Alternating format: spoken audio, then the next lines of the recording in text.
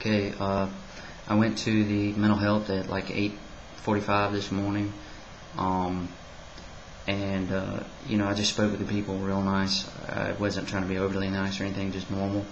And I said, I'm here for to do an intake evaluation. And they offered me the paperwork. I said, well, I've already filled that out recently, about 36 days ago, approximately, something like that. And so I talked with the people. I said, well, the probation officer sent me over here, said that y'all were obligated to give me services, and I believe it's possible that there's some communication occurring because I sent probably 200 emails to all the CHAD, which is NRCADHD, National Resource Center on ADHD, an organization called CHAD, Children and Adults with Attention Deficit Disorder. So basically I said, my probation officer saying y'all are obligated, and I feel like it's probably something to do with the director of CHAD, which I posted it on my webpage, Extinct Culture, freeweb.com/Extinct Culture, the Life Hacker Probation link at the top. And so I went over. So I said, well, something.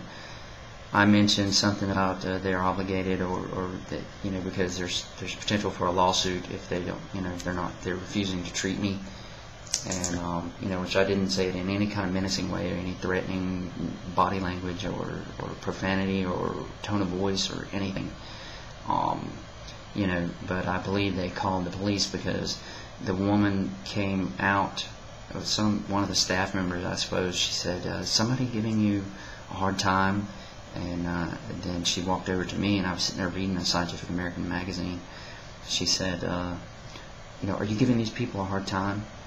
And I just looked up at her, and I was like, I know these people are not doing this, but okay. And so I thought about it for a second. I said, I'm reading a magazine. And she said, well, they said you're giving them a hard time. And I said, is that a fact? And she said, yes, it is. And she turned around and walked off. Anyway, so I had given them my driver's license, the Social Security card, to make a copy. They were supposed to be looking for the paperwork that I had already filled out. And anyway, she said something about, you saw some dated, the director or something. And I said, well, no, I think that y'all said his name was Jimmy Seastrunk, which I'm not sure that's his name. I don't think it is, because that seems like, that reminds me of another counselor that was, really, really mild-mannered, calm, quiet, and peaceful, sort of Buddhist kind of thing.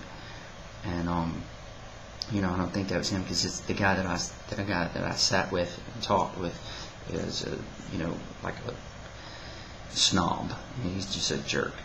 So anyway, and that was the first time that I came over there, the first day I reported for my probation, when the probation officer said volunteer work is evil, or basically, that was her tone and her expression.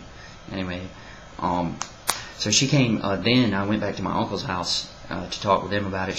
My probation officer showed up with, in 3 county police Crown Vics, and she brought 4 uniformed sheriff's deputies with her, so that's 5 officers came to do a routine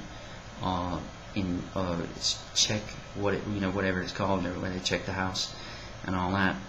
And that was just minutes after I had arrived from coming back from the probation, which I saw. Coming back from the mental health, which I saw a bunch of cop cars going very near there. So anyway, I figure there's probably some political pressure going on here, and it's basically sabotage.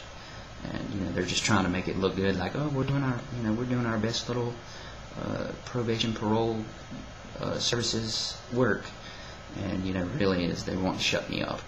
So everybody needs to take note and check this out.